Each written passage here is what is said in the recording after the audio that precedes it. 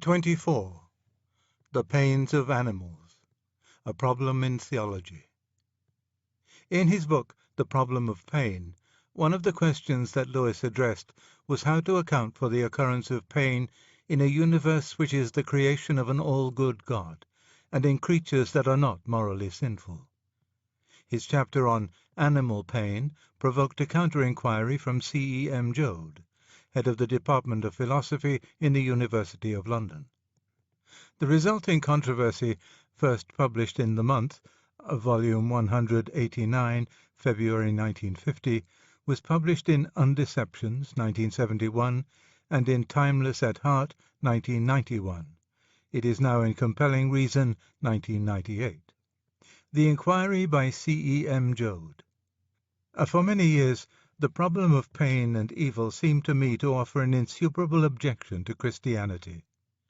Either God could abolish them but did not, in which case, since he deliberately tolerated the presence in the universe of a state of affairs which was bad, I did not see how he could be good.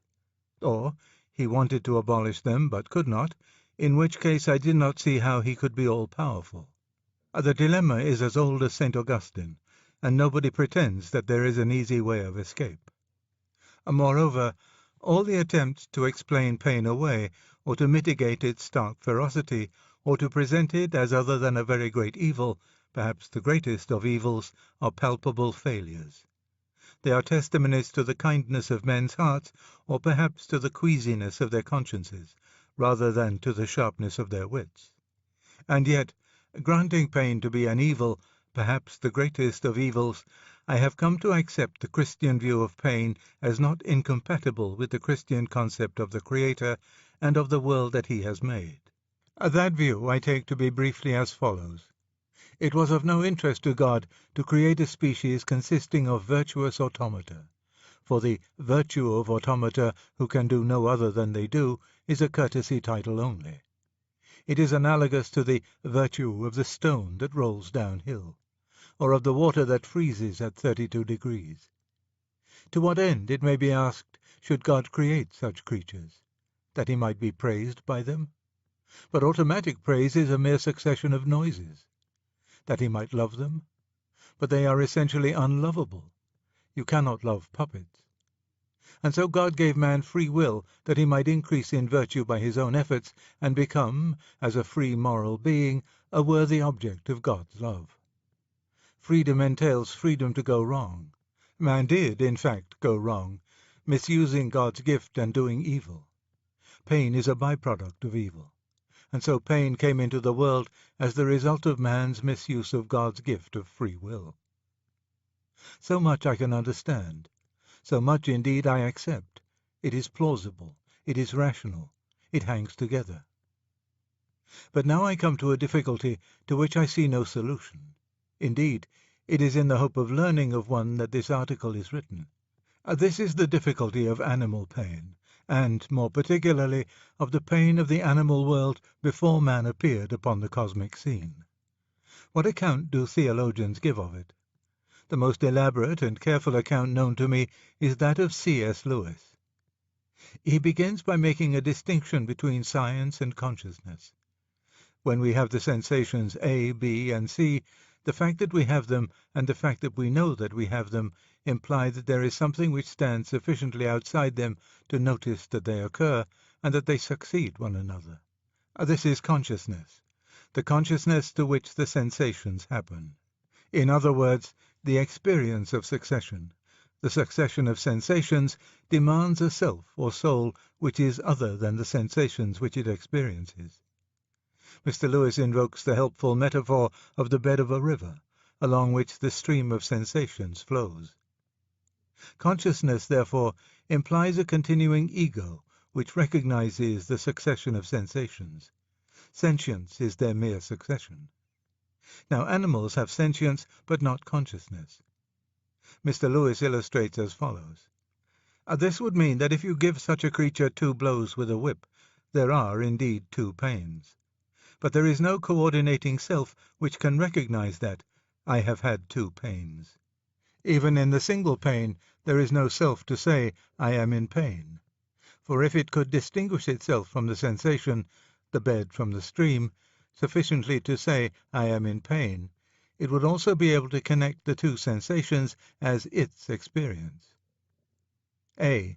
I take Mr. Lewis's point, or rather, I take it without perceiving its relevance. The question is how to account for the occurrence of pain, 1.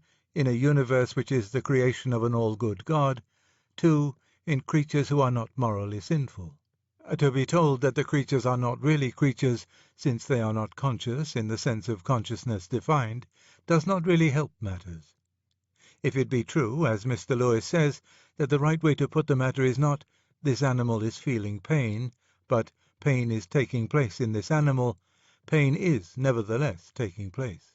A pain is felt, even if there is no continuing ego to feel it and to relate it to past and to future pains. Now it is the fact that pain is felt, no matter who or what feels it, or whether any continuing consciousness feels it, in a universe planned by a good God, that demands explanation. B. Secondly, the theory of sentience as mere succession of sensations presupposes that there is no continuing consciousness. No continuing consciousness presupposes no memory. It seems to me to be nonsense to say that animals do not remember. The dog who cringes at the sight of the whip by which he has been constantly beaten behaves as if he remembers, and behaviour is all that we have to go by. In general, we all act upon the assumption that the horse, the cat, and the dog with which we are acquainted remember very well, remember sometimes better than we do. Now, I do not see how it is possible to explain the fact of memory without a continuing consciousness. Mr. Lewis recognizes this and concedes that the higher animals, apes, elephants, dogs, cats, and so on, have a self which connects experiences, have, in fact, what he calls a soul. But this assumption presents us with a new set of difficulties. A. If animals have souls, what is to be done about their immortality? The question, it will be remembered, is elaborately debated in heaven at the beginning of Anatole France's Penguin Island, after the short-sighted Saint-Maël has baptized the penguins. But no satisfactory solution is offered. B. Mr. Lewis suggests that the higher domestic animals achieve immortality as members of a corporate society of which the head is man. It is, apparently, the good man and the good wife ruling their children and their beasts in the good homestead who survive. If you ask, he writes, concerning an animal thus raised as a member of the whole body of the homestead, where its personal identity resides, I answer, where its identity always did reside, even in the earthly life, in its relation to the body and, specially, to the master who is head of that body. In other words, the man will know his dog, the dog will know his master, and in knowing him will be itself. Whether this is good theology I do not know, but to our present inquiry it raises two difficulties. 1. It does not cover the case of the higher animals who do not know man, for example apes and elephants, but who are yet considered by Mr. Lewis to have souls. 2. If one animal may attain good immortal selfhood in and through a good man, he may attain bad immortal selfhood in and through a bad man. One thinks of the overnourished lapdogs of idle overnourished women. It is a little hard that when, through no fault of their own, animals fall to selfish, self-indulgent, or cruel masters, they should through eternity form part of selfish, self-indulgent, or cruel superpersonal wholes, and perhaps be punished for their participation in them. C. If the animals have souls, and, presumably, freedom, the same sort of explanation must be adopted for pain in animals as is offered for pain in men. Pain, in other words, is one of the evils consequent upon sin. The higher animals, then, are corrupt. The question arises, who corrupted them? There seem to be two possible answers. 1. The devil. 2. Man. 1. Mr. Lewis considers this answer. The animals, he says, may originally all have been herbivorous. They became carnivorous, that is to say, they began to prey upon, to tear, and to eat one another, because some mighty created power had already been at work for ill on the material universe, or the solar system, or at least the planet Earth, before ever man came on the scene. If there is such a power, it may well have corrupted the animal creation before man appeared. I have 3 comments to make. 1. I find the supposition of Satan tempting monkeys frankly incredible. This, I am well aware, is not a logical objection. It is one's imagination, or perhaps one's common sense, that revolts against it. 2. Although most animals fall victims to the redness of nature's tooth and claw, many do not. The sheep falls down the ravine, breaks its leg, and starves. Hundreds of thousands of migrating birds die every year of hunger. Creatures are struck and not killed by lightning, and their seared bodies take long to die. Are these pains due to corruption? 3. The case of animals without souls cannot, on Mr. Lewis's own showing, be brought under the moral corruption explanation. Yet consider just one instance of nature's arrangements. The wasps, Ichneumonidae, sting their caterpillar prey in such a way as to paralyze its nerve centers. They then lay their eggs on the helpless caterpillar. When the grubs hatch from the eggs, they immediately proceed to feed upon the living but helpless flesh of their incubators, the paralyzed but still sentient caterpillars. It is hard to suppose that the caterpillar feels no pain when slowly consumed. Harder still to ascribe the pain to moral corruption. Hardest of all to conceive how such an arrangement could have been planned by an all-good and all-wise Creator. 2. The hypothesis that the animals were corrupted by man does not account for animal pain during the hundreds of millions of years, probably about 900 million, when the earth contained living creatures but did not contain man. In sum, either animals have souls or they have no souls. If they have none, pain is felt for which there can be no moral responsibility, and for which no misuse of God's gift of moral freedom can be invoked as an excuse. If they have souls, we can give no plausible account, A, of their immortality, how to draw the line between animals with souls and men with souls, or B, of their moral corruption, which would enable Christian apologists to place them, in respect of their pain, under the same heading of explanation as that which is proposed, and which I am prepared to accept, for man. It may well be that there is an answer to this problem. I would be grateful to anyone who could tell me what it is. The reply by C.S. Lewis. Although there is pleasure as well as danger in encountering so sincere and economical a disputant as Dr. Joad, I do so with no little reluctance. Dr. Joad writes not merely as a controversialist who demands, but as an inquirer who really desires, an answer. I come into the matter at all only because my answers have already failed to satisfy him, and it is embarrassing to me, and possibly depressing to him, that he should, in a manner, be sent back to the same shop which has once failed to supply the goods. If it were wholly a question of defending the original goods, I think I would let it alone. But it is not exactly that.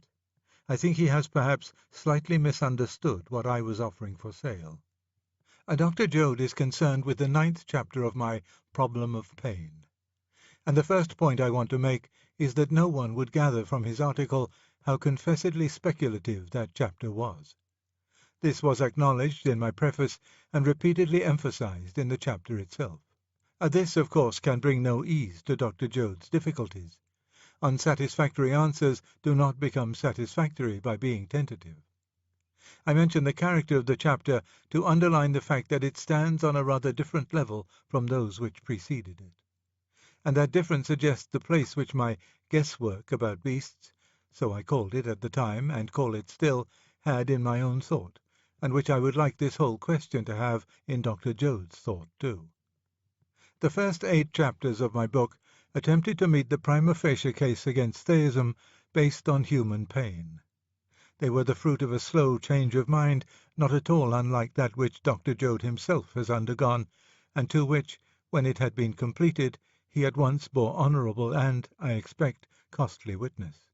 The process of his thought differed at many points, very likely for the better, from the process of mine.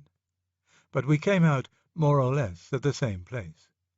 The position of which he says in his article, "So much I understand, so much indeed I accept," is very close to that which I reached in the first 8 chapters of my problem. So far, so good. Having got over the problem of human pain, Dr. Joad and I both find ourselves faced with the problem of animal pain. We do not at once part company even then.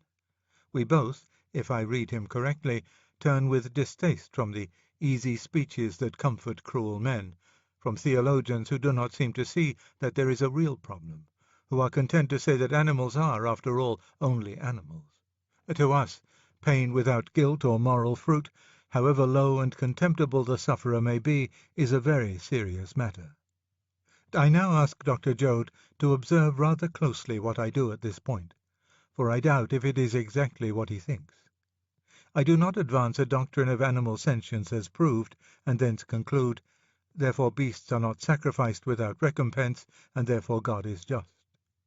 If he will look carefully at my 9th chapter, he will see that it can be divided into 2 very unequal parts. Part 1 consisting of the first paragraph, and Part 2 of all the rest. They might be summarized as follows. Part 1. The data which God has given us enable us in some degree to understand human pain. We lack such data about beasts. We know neither what they are nor why they are. All that we can say for certain is that if God is good, and I think we have grounds for saying that he is, then the appearance of divine cruelty in the animal world must be a false appearance. What the reality behind the false appearance may be, we can only guess. Part 2. And here are some of my own guesses. Now it matters far more whether Dr. Joad agrees with Part 1 than whether he approves any of the speculations in Part 2. But I will first deal, so far as I can, with his critique of the speculations. 1. Conceding positionis causa my distinction between sentience and consciousness, Dr. Joad thinks it irrelevant. A pain is felt, he writes, even if there is no continuing ego to feel it and to relate it to past and future pain. And it is the fact that pain is felt, no matter who or what feels it, that demands explanation.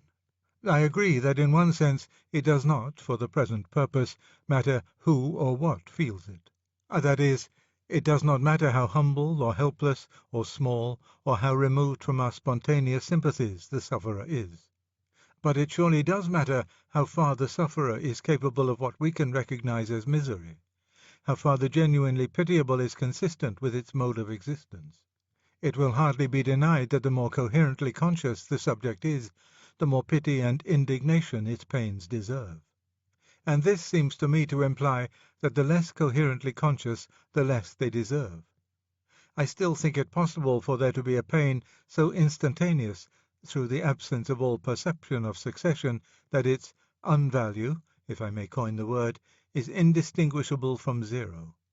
A correspondent has instant shooting pains in our own experience on those occasions when they are unaccompanied by fear. They may be intense, but they are gone as we recognize their intensity. In my own case, I do not find anything in them which demands pity. They are rather comical. One tends to laugh. A series of such pains is, no doubt, terrible. But then the contention is that the series could not exist for sentience without consciousness. 2. I do not think that behavior, as if from memory, proves memory in the conscious sense. A non-human observer might suppose that if we blink our eyes at the approach of an object, we are remembering pains received on previous occasions. But no memories in the full sense are involved. It is of course true that the behavior of the organism is modified by past experiences, and we may thus, by metonymy, say that the nerves remember what the mind forgets. But that is not what Dr. Joad and I are talking of. If we are to suppose memory in all cases where behavior adapts itself to a probable recurrence of past events, shall we not have to assume in some insects an inherited memory of their parents' breeding habits? And are we prepared to believe this? 3. Of course, my suggested theory of the tame animal's resurrection in its human, and therefore indirectly divine, context does not cover wild animals or ill-treated tame ones. I had made the point myself, and added, it is intended only as an illustration of the general principles to be observed in framing a theory of animal resurrection. I went on to make an alternative suggestion, observing, I hope, the same principles. My chief purpose at this stage was at once to liberate imagination and to confirm a due agnosticism about the meaning and destiny of brutes. I had begun by saying that if our previous assertion of divine goodness was sound, we might be sure that, in some way or other, all would be well and all manner of thing would be well. I wanted to reinforce this by indicating how little we knew and, therefore, how many things one might keep in mind as possibilities. 4. If Dr. Joad thinks I pictured Satan tempting monkeys, I am myself to blame for using the word encouraged. I apologize for the ambiguity. In fact, I had not supposed that temptation, that is, solicitation of the will, was the only mode in which the devil could corrupt or impair. It is probably not the only mode in which he can impair even human beings. When our Lord spoke of the deformed woman as one bound by Satan, Luke chapter 13, verse 16, I presume he did not mean that she had been tempted into deformity. Moral corruption is not the only kind of corruption. But the word corruption was perhaps ill chosen and invited misunderstanding. Distortion would have been safer. 5. My correspondent writes that even the severest injuries in most invertebrate animals are almost, if not quite painless, is the view of most biologists. Loeb collected much evidence to show that animals without cerebral hemispheres were indistinguishable from plants in every psychological respect. The instance readily occurs of the caterpillars which serenely go on eating, though their interiors are being devoured by the larvae of some ichneumon fly. The vivisection act does not apply to invertebrates, which indicates the views of those who framed it. 6. Though Dr. Joad does not raise the point, I cannot forbear adding some most interesting suggestions about animal fear from the same correspondent. He points out that human fear contains two elements: A. The physical sensations, due to the secretions, etc. B. The mental images of what will happen if one loses hold, or if the bomb falls here, or if the train leaves the rails. Now A, in itself, is so far from being an unmixed grief that when we can get it without B, or with unbelieved B, or even with subdued B, vast numbers of people like it. Hence switchbacks, water chutes, fast motoring, mountain climbing. But all this is nothing to a reader who does not accept part 1 in my 9th chapter. No man in his senses is going to start building up a theodicy with speculations about the minds of beasts as his foundation. Such speculations are in place only, as I said, to open the imagination to possibilities, and to deepen and confirm our inevitable agnosticism about the reality, and only after the ways of God to man have ceased to seem unjustifiable. We do not know the answer. These speculations were guesses at what it might possibly be. What really matters is the argument that there must be an answer. The argument that if, in our own lives, where alone, if at all, we know him, we come to recognize the pulchritudo tam antiqua et tam nova, then in other realms where we cannot know him, connaître, though we may know, savoir, some few things about him, then despite appearances to the contrary, he cannot be a power of darkness. For there were appearances to the contrary in our own realm too. Yet for Dr. Joad, as for me, they have somehow been got over. I know that there are moments when the incessant continuity and desperate helplessness of what at least seems to be animal suffering makes every argument for theism sound hollow, and when, in particular, the insect world appears to be hell itself visibly in operation around us.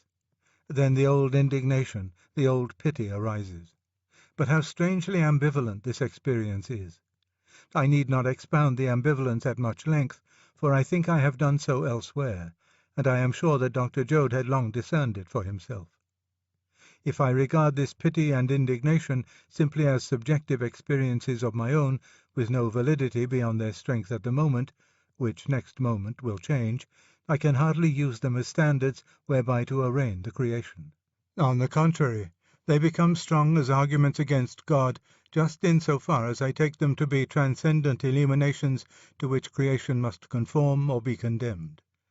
They are arguments against God only if they are themselves the voice of God. The more Shelleyan, the more Promethean my revolt, the more surely it claims a divine sanction. That the mere contingent Joad or Lewis, born in an era of secure and liberal civilization, and imbibing from it certain humanitarian sentiments, should happen to be offended by suffering, what is that to the purpose? How will one base an argument for or against God on such an historical accident? No, not in so far as we feel these things, but in so far as we claim to be right in feeling them.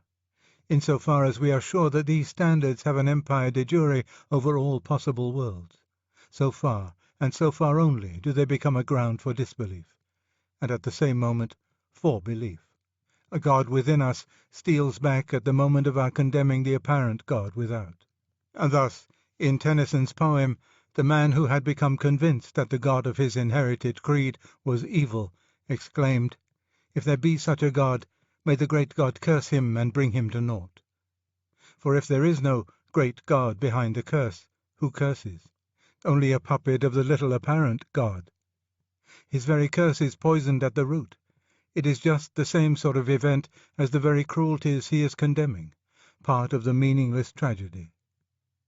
From this I see only two exits, either that there is a great God, and also a God of this world, 2 Corinthians chapter 4 verse 4, a prince of the powers of the air, whom the great God does curse, and sometimes curse through us, or else that the operations of the great God are not what they seem to me to be.